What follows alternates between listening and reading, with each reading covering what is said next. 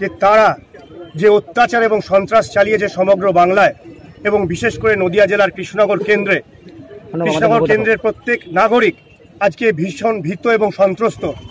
গত 10 বছর ধরে তৃণমূল কংগ্রেসের সাংসদ এখানে নির্বাচিত হয়ে রয়েছেন, যার মধ্যে 4 বছর তিনি বেপাত্তা, অধিকাংশ সময় জেলে থেকেছেন। তৃণমূল সরকার নদিয়া জেলার মানুষকে ভোট দিতে দেয়নি, পঞ্চায়েত নির্বাচনে ভোট দিতে দেয়নি, পুরসভার ভোট এখনো পর্যন্ত করা হয়নি।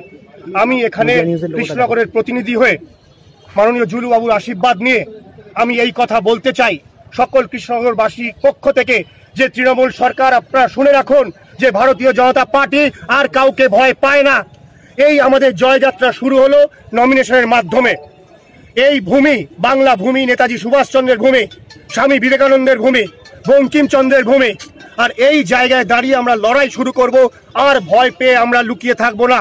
গ্রাম বাংলার মানুষ ভোট দিতে যাবে এবং গণতন্ত্রের মাধ্যমে ভারতীয় জনতা পার্টির ক্যান্ডিডেট নির্বাচিত হবে এবং তৃণমূল সরকারকে পর্যাপ্ত জবাব দেওয়া হবে। এই কথাই আমি বলতে চাই যে আমরা ভয় পাই না, ভয় পাচ্ছি না। তৃণমূল আপনাকে প্রতিপক্ষ মানছেই না, সেটা তৃণমূলের বিষয়, কিন্তু আমরা শুধু একটা কথাই বলছি, তৃণমূল একটা প্র্যাকটিস এখানে চালু করেছে, সেটা হলো ভোট না দিতে দেওয়া, সাধারণ মানুষকে ভয় পাইয়ে রাখা।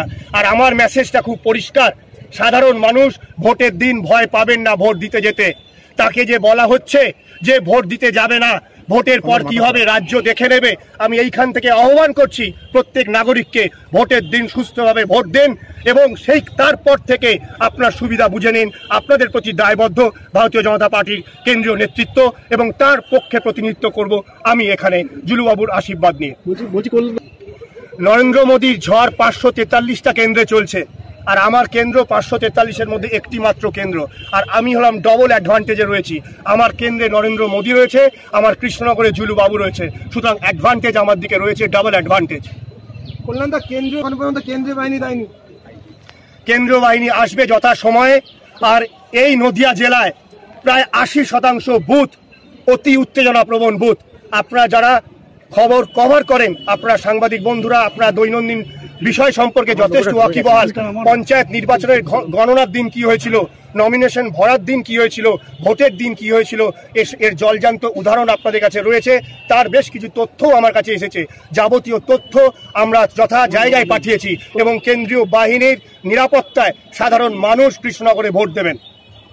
যদি এখনো আমাদের স্টিং নিউজ চ্যানেলটি সাবস্ক্রাইব না করে থাকেন তাহলে এক্ষুনি সাবস্ক্রাইব করুন আর বেল আইকনটি ক্লিক করুন। পেয়ে যান সব খবরের দ্রুত ভিডিও আপডেট।